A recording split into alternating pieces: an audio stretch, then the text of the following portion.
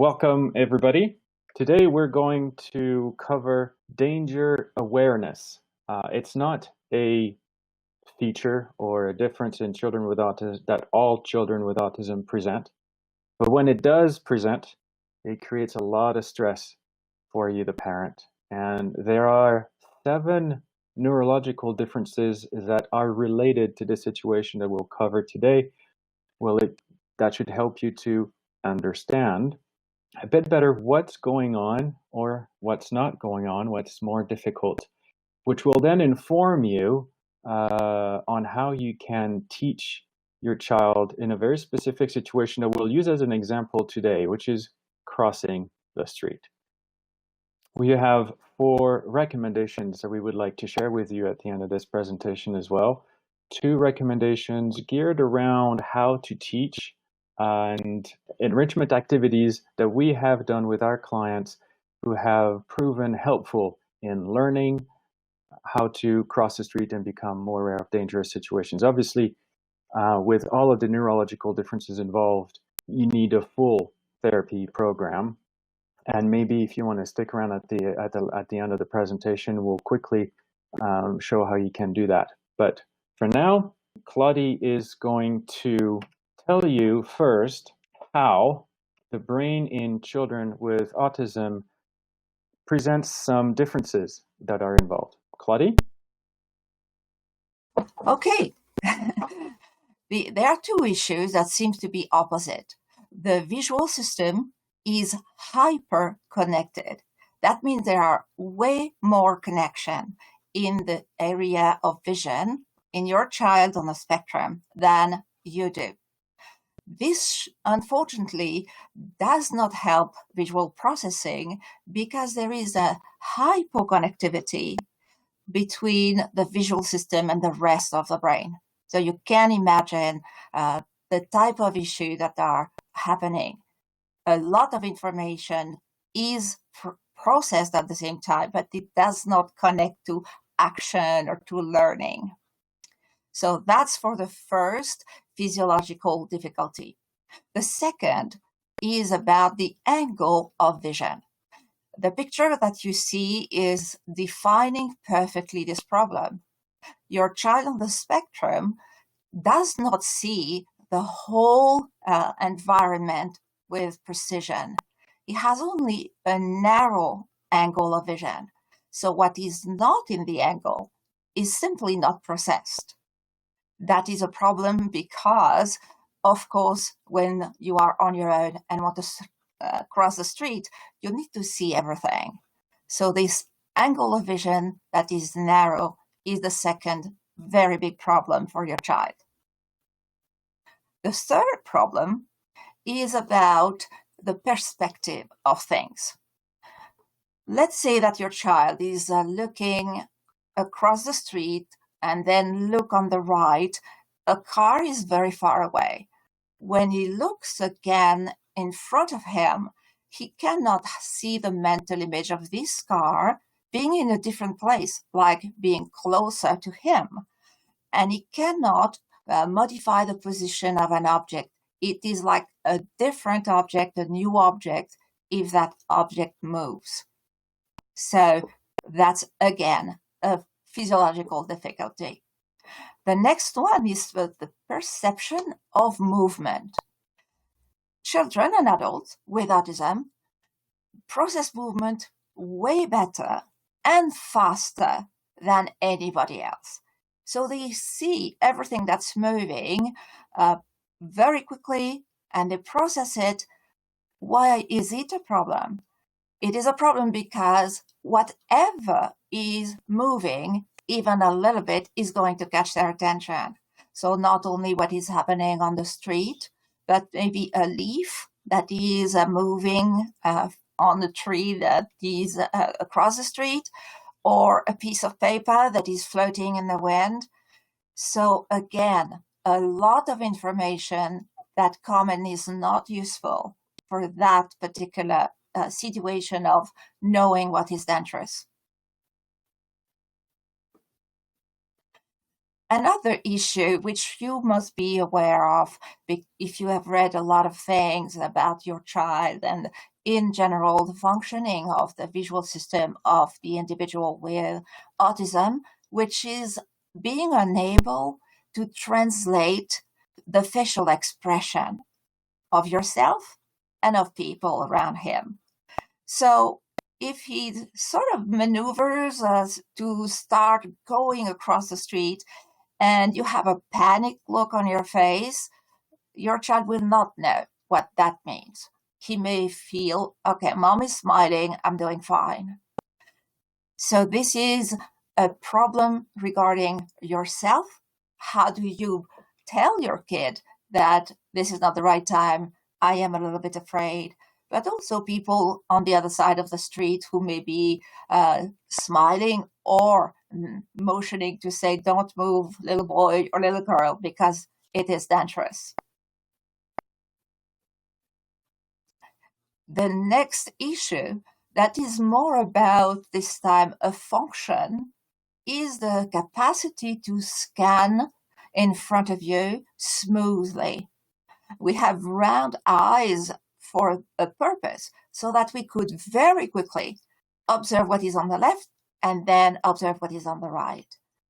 With individuals who are on the spectrum, the eye movement is slower and it is unstable, meaning it is going to have some very small, tiny movement, which you can observe if you look at your child really close to his face and maybe, like on the picture, move your finger to have him move his eyes left to right.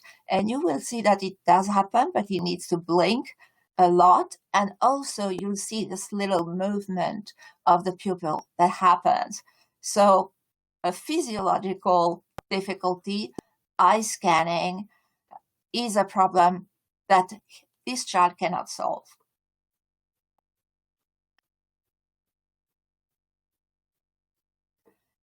Now, when you are planning to cross the street, you would think that the more information you get, the more confused you may become. It's not the case with the child on the spectrum.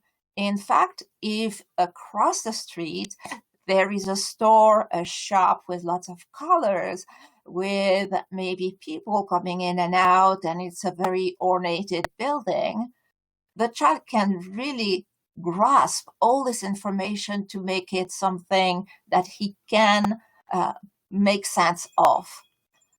And the opposite happens if you are going to cross a street that is in a different area, not downtown, and all the houses are sort of the same kind of color, and the landscape is not offering a lot of points of interest.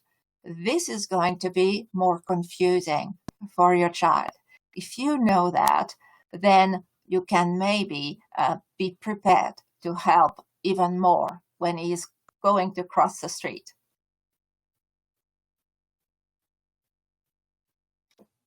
So we have presented you with the physiological, the neurological issues of the child on the spectrum.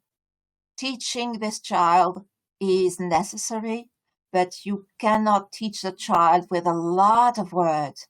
You want to teach him in a sensory way. You want really to focus on two things. You want to focus on the color of the little man that is on the traffic light. Get the child accustomed to really focus on that across the street or near him. What color is the little person? If it's red, we're not moving. If that little man is this color, then you can go and cross the street. So that's the first element of information that you are going to share with your child. This color, and you may notice that I'm not saying the name of the color because it's not really useful in your teaching process about safety. You need the child to know that that color means movement. And if, in fact, they have done a good job to show that person moving pretty fast. So two focus. The one is about the color of the little man there. When you go out of, you need to cross the street for any reason, always stop by the traffic light, have your child look at the color of the little person and motion him, tell him, okay, proper color, we cross. So practice and rehearsing is going to be the first thing you will do about the safety of your child.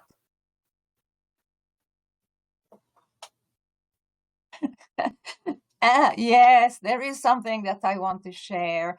And for everybody else in the world, but maybe a little bit people living in the US, us Canadians are used to the fact that simply approaching the curve, every car in any direction is going to stop. If you have an 8-lane street, they all stop. They will never either accelerate or try to frighten you. And I have lived this experience myself where I believe that I am at the crossing section. There is a crosswalk. I'm safe. And I was not. So maybe you run faster. You people who are not in Canada, and we don't run that fast, but that's a funny little thing that you can teach your child even more. What is moving may continue moving, even if you want to cross the street. Okay. Sorry, Claudia, I wanted to step in and I wanted to Okay. ask you what you thought of my little limerick I came up with for this webinar. Oh, No the cross, poetry. Billy no cross. Absolutely, yes.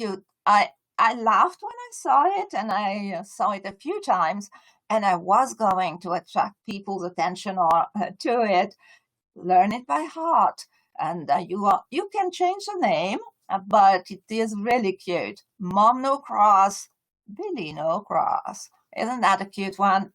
That is a little nursery rhyme for which you can invent the music and sing as you go downtown to do your shopping. Could you elaborate a bit more on this idea of using fewer words? Well, initially, when we were discussing the idea of helping parents, a lot of the parents that ask us, what do I do, have children who are not as verbal as other kids. And they wonder, okay, if I give the big speech about it hurts to be hit by a bicycle and all the rules and the laws and the bylaws of the town, the more words become almost an interference with the learning. Even if your child is high functioning, the several issues which I mentioned earlier are still there for that child, unfortunately. So this child with high functioning autism has difficulty connecting the visual system and the rest of the brain. He has difficulty with perceiving absolutely everything that moves without the ability to be selective.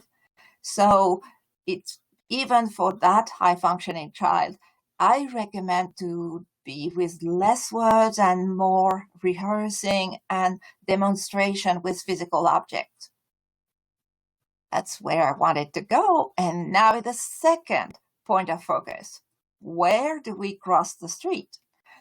And in some places, you get fined if you do what is called jaywalking, which is not crossing where it is legal.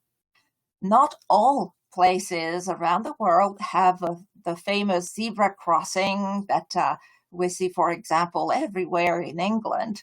But other places have just dotted lines, or they have sprayed the passage in a different color. What is important to know is if there is a crossing passage, if it is shown to you one way or another, this is the only place you want to be crossing. Usually those passages are just by the traffic light. So you'll look at the little person who is green, and now you can cross using the passage that's been indicated. So do not hesitate again when you go for a walk or you go to the park to point to your child. Okay, if we were going to cross, we would walk on that place.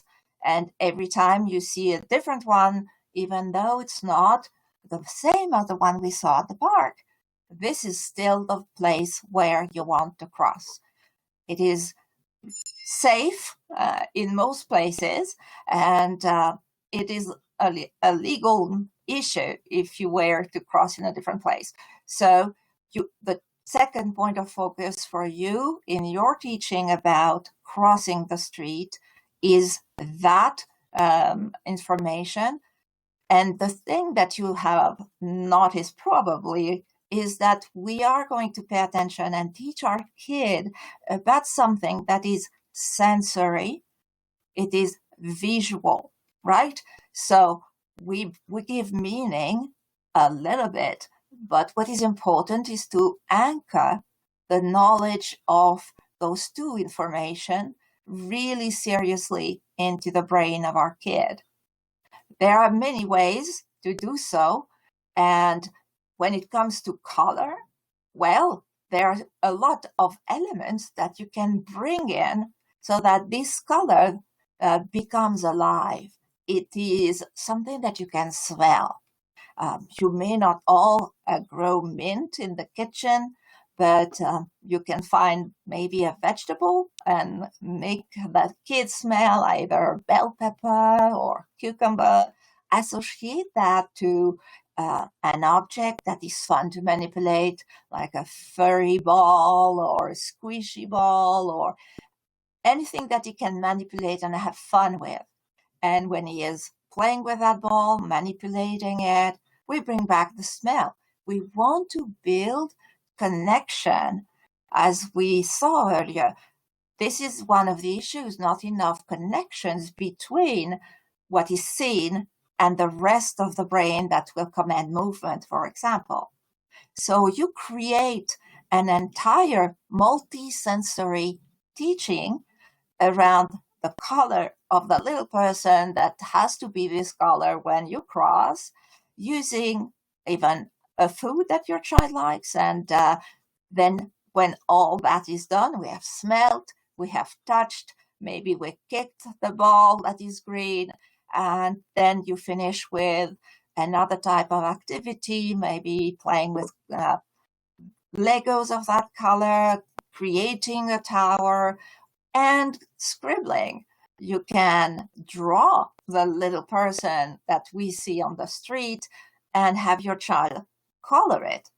Most of the kids are going to make a big mess, but who cares, because this mess will be the color we want to learn. So remember, try to not put too many words, and not using the name of the color is part of that sort of a sifting and keeping only the information that can make sense. Something that smells lovely and something that's fun to touch and something to play with. This child is never going to forget that specific color, which he has to pay attention to when it's time to cross the street. So multisensory activity for the one point of focus, which is the color of the little man on the light that is going to allow him to cross. Would you use the picture of, the green man or anything like that in that multisensory game? Yeah, absolutely. Using an image is very different from a 3D object. So it is going to be processed in the brain by a different area of the visual system. So taking a picture, printing it, and showing it to your kid is very, very useful. I suspect that we did not have one, because I know you, Kim, you would have put a picture if we had. I showed it right here. Okay. Oh, yes. I'm so mean. We did see the little man of the proper color in that picture. So multisensory is everything you can imagine that will help anchor the information of the color of the little guy. So here it is, your multisensory activity that you do often enough until you feel, okay, he got it, because you were waiting at the crossing place in, downtown. You pointed to the little guy. He was a proper color, and your child took the initiative. So what is the second thing that we want to do, maybe to help the child, is play. That would have been with the other slide, but you can definitely keep that slide here. You can create a little space on the carpet and have little cars, and they stop, and you sort of practice multi-dimensional. Manipulation is a big part of learning, but your child will learn much better as much as you give multi-information, meaning received by all the senses.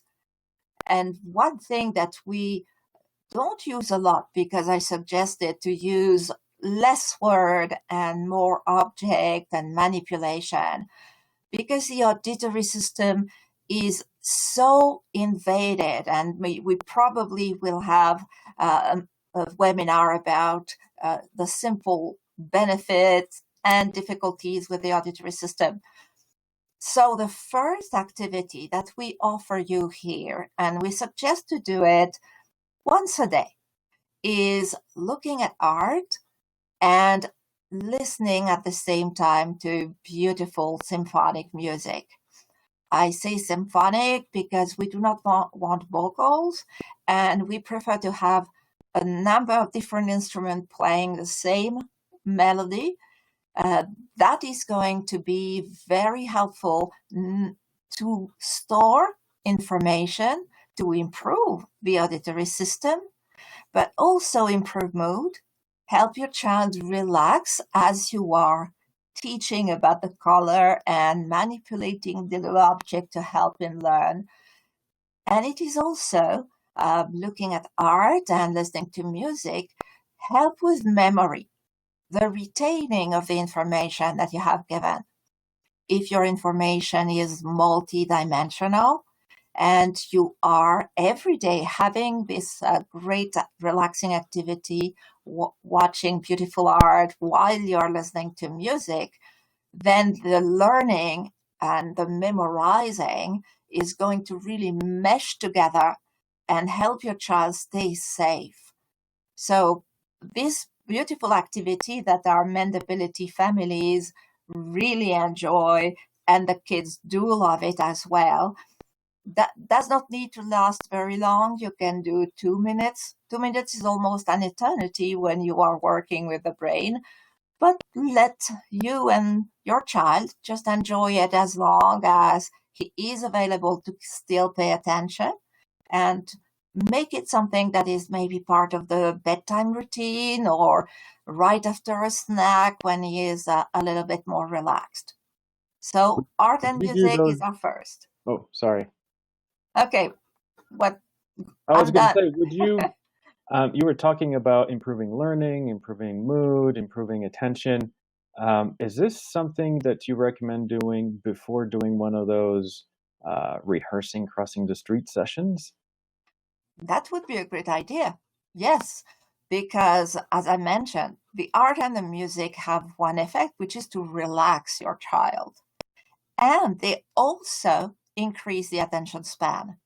So in fact, if you are like many, I would say millions of moms around the world still teaching at home, your child, use this activity to retain the attention, the ability to listen, the ability to memorize. It is a very such beneficial activity and so simple to run. We have ourselves created, Kim created some beautiful slideshows that you can find on YouTube, and you type Mendability music, and we have a few of those slideshows that will interest your child. If your child, we have here a picture of horse, we have trains, we have tractors, a lot of things that kids love. So they pay attention without knowing this is pictorial art that is doing a lot of good job inside the brain. So definitely use this activity before teaching about the two elements of safety for crossing the street, but also before a homeschool session. That would be a very good idea. Okay, thanks, Claudia. I think this is, I'd like to have a look at what kind of questions people have been asking so far while you were talking. Well, If you have, as you're looking for the question, I mentioned the symphonic music, which means different instrument, so that it gives a little bit more work to the brain.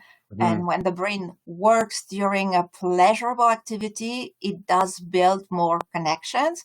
You don't need to use classical. You can use movie scores, anything that you yourself enjoy a lot, because you're going to be getting a better brain just as much as your child during this activity. So what was your question, Kim? You found it?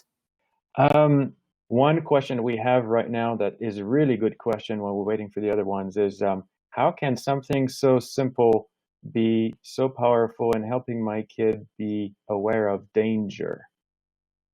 So I guess the difference is, what Yes, does it do to the brain? I mean, how can listening to a bit of music and maybe looking at art and manipulating some limes make a difference? I guess it's something we didn't address in this presentation, and this idea of stimulating brain plasticity and rewiring the right. brain. I mean, that's what we do with our program.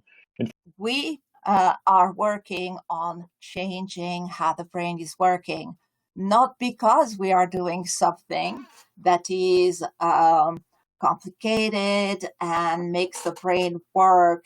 In fact, we're sending messages which are natural. They are made to be accepted by the brain. And we know scientists have researched really profoundly for the last, it's soon going to be 200 years, about how the brain can change for the better with very small amount of information. When you give an information to the brain, it is going to process it in 13 millisecond. We can barely imagine how fast that is. But this is why such organized and pleasurable activities, which are in fact taken from scientific protocols, are having such an effect. Every exercise that we suggest is always science-based. It's not something that we suggest because it can be fun, it can be keeping your child busy when he's bored. It is really therapeutic in the sense that listening to music has an effect on the brain, which then is able, for example, to sleep. And for parents who have this issue, never hesitate to play symphonic music at bedtime, and then your child will sleep better. So knowing the brain really well and trusting scientists, we have built those exercises that are very short. You can make them longer, but we know how long it's necessary to do them to get an effect. And we've been doing that for, okay, I'll be nice, 20 years, but or so what um, was your question, Kim? don't worry about my question. I've asked you all my questions, but we've got some really good ones here. One of them is, how can I apply this to teaching my son to drive? If your child is in the right age to drive, for sure there are many things that he has learned on the way. I would go in a very, very large parking lot and practice very slowly. Yes, you can use multi-dimensional and multi-sensory activities to help the brain organize, as we said, the learning, something that is new, and the memorization to a point that when it's needed, it comes back to the kid. It's not, oh, I learned that 2 days ago. Where is it? What should I do if there is a person crossing the street? So definitely use music, for example. Have your child wear, if he can't already, headphones with symphonic music when he's learning this little book with all the rules, because music is going to help anchor what is learned and it should not go anywhere. So use music, use smell. Have a particular specific smell that maybe your child enjoys. It could be lemon or orange, anything that he enjoys, and put that inside the car. Smell, we are told, is also increasing attention span, and it makes you focus much better. So as you are teaching, you are bringing other elements that are natural that will mesh perfectly with a new activity and a learning. And the result of that is that the child will memorize and will be able to practice and then drive more safely. So you talking about adding music to help anchor the learning. You talked about smelling. So you're talking about sensory experiences that add a new dimension to the learning. Um, is there a way a smell can help my child identify danger? If everything that you teach the brain can be learned extremely quickly, very often one or two exposure to an organized activity is going to be learned. Uh, Kids on the spectrum have, as a general picture, because I've worked with so many, a very keen sense of things that are important and what they memorize. Helping them organize that in order to act appropriately is something that is also a little bit cultural. We were telling everybody move to Canada because it is very safe to cross the street in Canada. Uh, Danger is a concept that is extremely abstract, and it requires a little bit more of, I would say, therapeutic exercises that would build up the awareness of the environment, but more important is the awareness of yourself. And this is a very big problem that we have not discussed today, but that needs to be solved. We want the child to know you are this person crossing. Very often, this inability to be aware of yourself is the cause for a fall or for bumping into the couch, which is not a big danger. So, if you want your child to get the essence of danger, you want to maybe tell stories, you want to play little games with objects, but he will really perceive it fully only when, unfortunately, he has suffered from not paying attention. The one thing that I did not mention, and I absolutely don't want to leave this webinar without making that recommendation, with your education about when and where we cross, it does not remove the fact that you have to hold your child's hand. Whatever the age of this child, until you feel he got it, that at least those two rules that I mentioned, and I tried to explain to you how to get him to learn it, that does not remove the safety of your hand.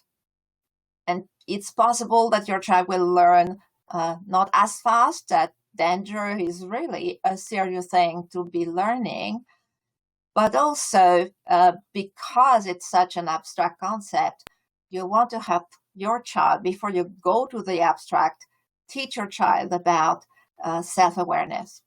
Do you have a multi-sensory game that has worked well with our clients that seems to be doing a good job for developing self-awareness? Yes, we do have that.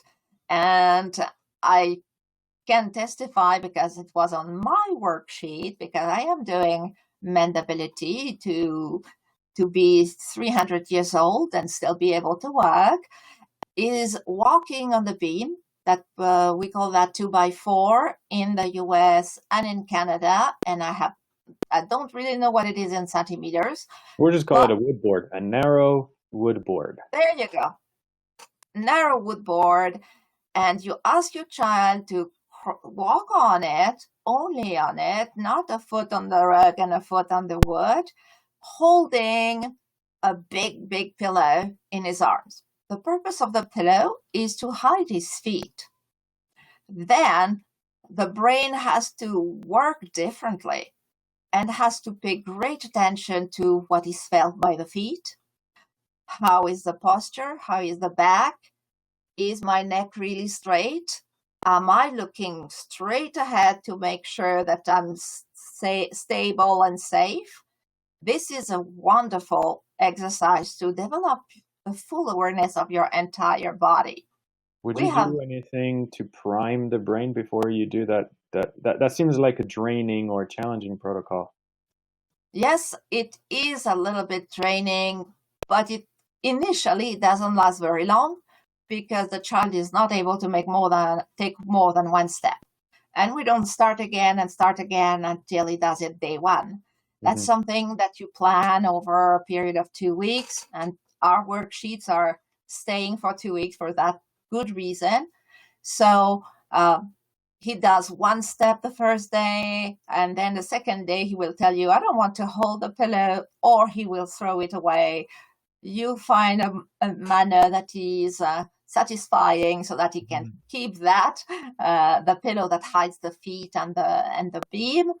So it is very slow and progressive. So the drain remains identical because the effort goes a little further, but the brain is already more ready and has already grown new connections to make that possible. Cool. So We have a bigger, we have a not bigger. It's a big. It feels like a big question to me.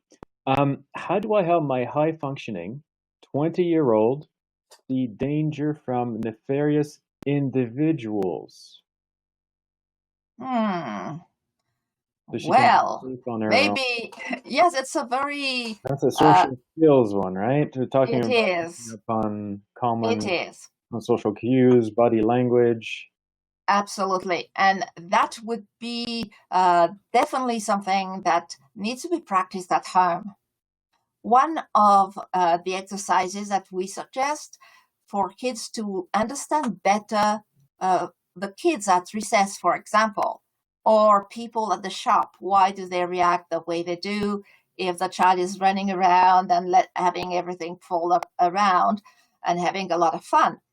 So you want to practice mirror imitation, either postures so that your child can imitate a posture, and then you discuss it.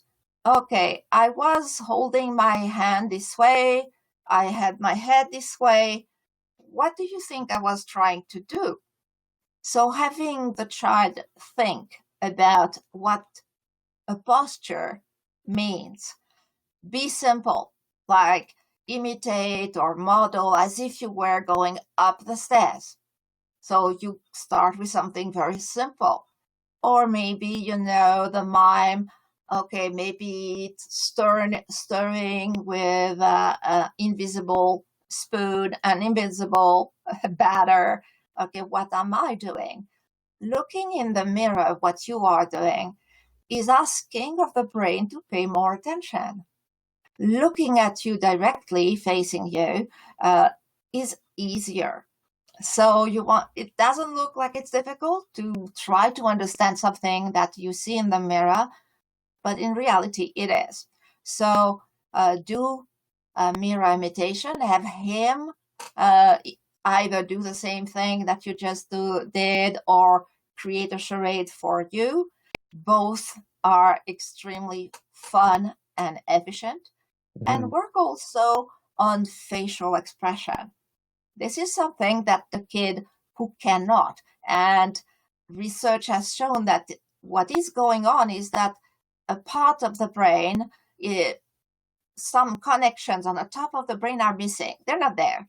And they are the little spot where we typically use the information to recognize facial expression.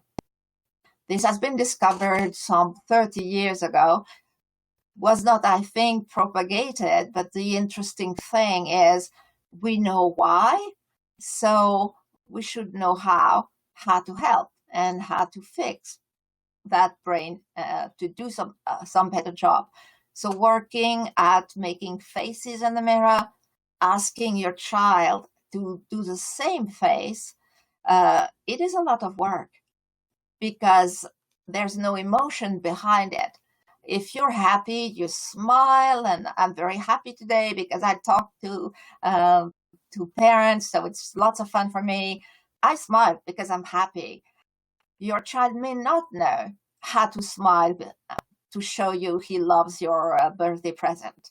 So you're talking about practicing in a Yes. mirror to recognize and learn body language, to memorize different types of body language and potentially threatening. Yeah, but So I would assume that you are also working and having this high functioning, aware of his or her own body, own body language, and definitely being cautious. Right. Yeah. Of course, you need a full approach, and those tips, as useful as we hope they were for you today, are only part of a full treatment plan. Our program of sensory enrichment therapy comes from the science of environmental enrichment, which leads to better brains. It's evidence-based. There's been 3 randomized controlled trials. We've done a intent to treat analysis of 1,000 cases that show that when you do this program, it's 6 times more progress that you can expect than when you do standard care alone. 21% of the children in the studies moved up one autism classification. None of the kids can do that in 6 months. And we've seen that age is not a factor. So for you people out there who have older kids, we hope that this is a hopeful message. We've tried our best to make our program as affordable as possible. You can start at $49 a month with just you and the computer telling you what exercises to do. The way it works is you do 3 to 5 of those hands-on activities, and which one of those activities you do will depend on how your child improves. Every 2 weeks, you change the exercises after having done them every day for a couple of weeks to keep novelty, to keep stimulating the brain, to continually vary the stimulation for the optimal results. If you want to sign up, it's right there online, mendability.com. If you want to call us to ask questions about how this could work, just click on mendability.com/talk. And this will redirect you to our book scheduling system. Just select one of the free consultation spots, and then you'll be automatically booked to speak with me or with Claudia or with Kent or with Rachel, anybody in our team.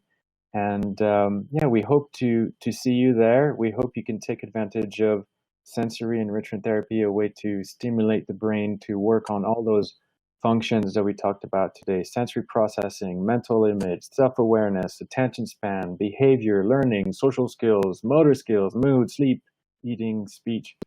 I highlighted in here the top 5 areas where parents report the most progress in the first 3 months, and that's sensory processing, attention span, social skills, sleep, and eating. Thank you for coming to our webinar. I hope this was really useful. There's going to be a replay link. This was recorded, and we'll send an email to everybody soon. Bye-bye, everybody. Bye.